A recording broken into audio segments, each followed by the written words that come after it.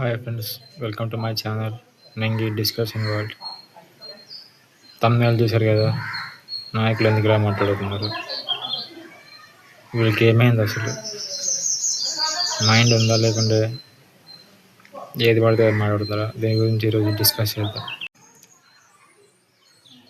గొప్ప స్టేజ్లో ఉండి ఎన్నో చూసిన వాళ్ళు, ఎన్నో అనుభవాలు ఉన్న వాళ్ళు, రాష్ట్రాలని పాలించిన వాళ్ళు ఇలా ఏది పడితే అది మాట్లాడుతుంటే నాకు ఎందుకో ఆశ్చర్యం అనిపిస్తుంది. ఎందుకు ఇలా మాట్లాడతారో నాకైతే అస్సలు అర్థం కావట్లేదు. మొన్న ఏమో గౌరవ శ్రీ నారా చంద్రబాబు నాయుడు గారు ఒక ఇంగ్లీష్ ఛానల్కి ఇంటర్వ్యూ ఇచ్చాడు. ఆ ఇంటర్వ్యూలో ఇచ్చినప్పుడు ఇంటర్వ్యూ పర్సనల్ అడిగినప్పుడు 20 lakhs crore జాబ్స్ ఇచ్చామని అన్నారు. అసలు ఆయనకి ఏమైనా అవగాహన లోపమా లేకుంటే వయసు పైబడడం వల్ల ఇదేమన్నా తగ్గిందా? అసలు అర్థం కావట్లేదు. ఎప్పుడు ఏది మాట్లాడుతున్నారో వాళ్ళకి అర్థం కావట్లేదు. జనాలకి అవసరమైనది ఏంది ఇవ్వకుండా అనవసర విషయాల మీద ఫోకస్ చేస్తారేమో అనిపిస్తుంది. ప్రపంచం అంతా కలిసినా కూడా తిక్కి కొట్టిన 1000 కోట్ల జనాభా లేదు, 800 కోట్లు 850 కోట్లు అంటున్నారు. కానీ చంద్రబాబు నాయుడు గారు ఏమో 20 crores జాబ్స్ అని ఎంత సింపుల్ అయినా దానికి ఆ యాంకర్ని చూడాలి. ఆయన పెట్టిన ఆన్సర్కి ఆ యాంకర్ దిమ్మ తిరిగినట్టు అనిపించింది. చూస్తే చాలామంది ఇది బాగా ట్రోల్ అయింది. ఎందుకు అలా మాట్లాడతారు? కొద్దిగా ఆలోచించి మాట్లాడుకుంటే బాగుంటుంది. జనాల్లో ట్రోల్స్ అయిపోతామని అవగాహన ఉండదు వీళ్ళకి. నాకైతే ఏం అర్థం కావట్లేదు. మీకేమైనా తెలిస్తే కామెంట్ చేయండి. ఇప్పుడేమో జగన్ గారు ఏమో కొత్తగా ఒక పరిపాలన తెరమని తెచ్చాడు. మచిలీపట్నం నుండి మాని, విజయవాడ నుంచి వీని, గుంటూరులో నుండి గన్ని తీసుకొని మా వైద్యాన్ని కొత్తగా క్యాపిటల్ ఏర్పాటు చేస్తే సరిపోతుంది కదా, ప్రజాధనం వేస్ట్ అవ్వకుండా ఉంటుంది కదా అని ఒక ప్రతిపాదన తీసుకొచ్చారు. ఇదైతే చాలా ట్రోలింగ్ అవుతుంది. ఎందుకంటే ఒక్కొక్కరు బిట్ట కామెంట్లు చేస్తే ఇంత గొప్ప స్థాయిలో ఉండిన నాయకులు కూడా ఇలా ట్రోలింగ్ కొట్టుకోవడం చాలా బాధ వేస్తుంది.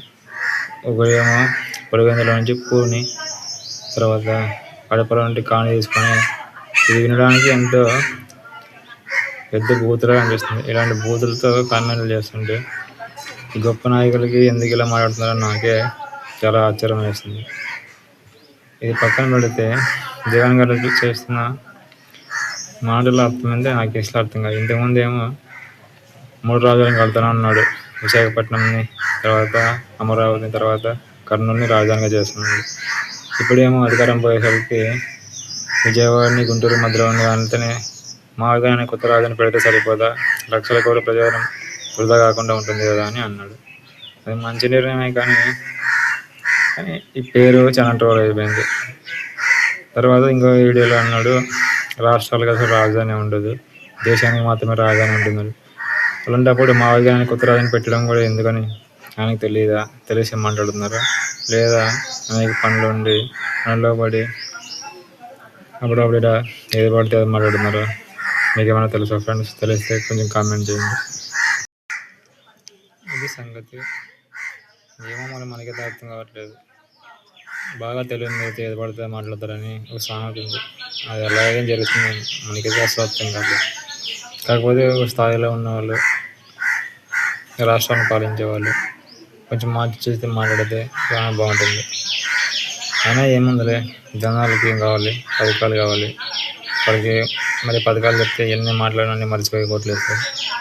అది సాధారణంగా జరిగే విషయం. కాకపోతే ట్రోల్ అనేది జరుగుతుంది కాబట్టి ఈ నాయకులు ఇలా మాట్లాడకుండా ఉంటే బాగుంటుందని కనిపిస్తుంది.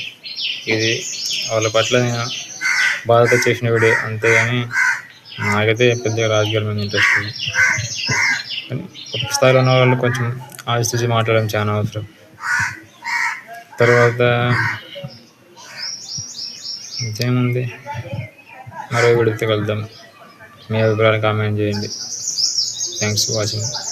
Bye bye.